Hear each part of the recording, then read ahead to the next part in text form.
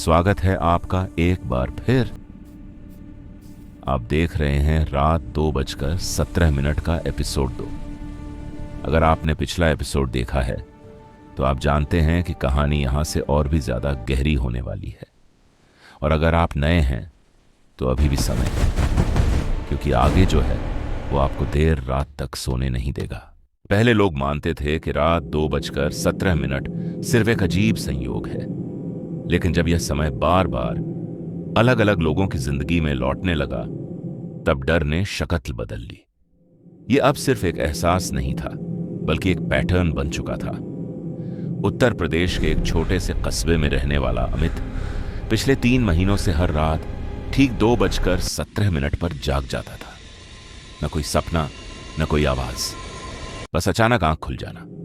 हर बार उसकी सांस तेज हो जाती और दिल ऐसे धड़कता जैसे कोई खतरा बहुत पास खड़ा हो। एक रात अमित ने तय किया कि वह इस बार उठेगा नहीं।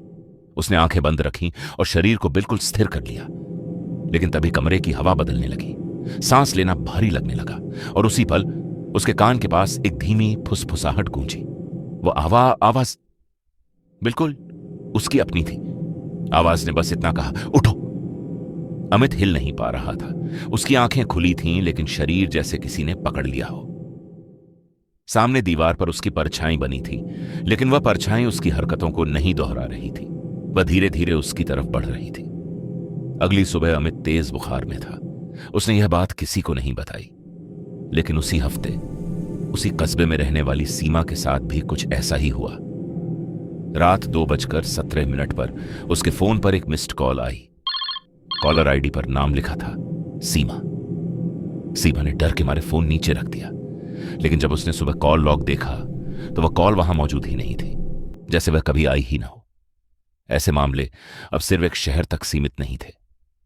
दिल्ली, जयपुर, लखनऊ और भोपाल से भी ऐसी ही घटनाओं की रिपोर्ट आने लगी। किसी ने अपनी आवाज सुनी, किसी ने अपना चेहरा देखा और किसी को ऐसा महसूस हुआ जैसे कोई उसकी जगह लेने की कोशिश कर रहा हो। मनोवैज्ञानिकों का कहना है कि यह नींद से जुड़ा भ्रम हो सकता है, लेकिन सवाल यह है कि अगर यह सिर्फ दिमाग का खेल होता तो हर किसी का अनुभव अलग क्यों नहीं होता। हर कहानी में वही समय, वही डर और वही आवाज क्यों लौट आती है। कुछ शोधकर्ताओं ने पुराने दस्तावेजों की जांच की।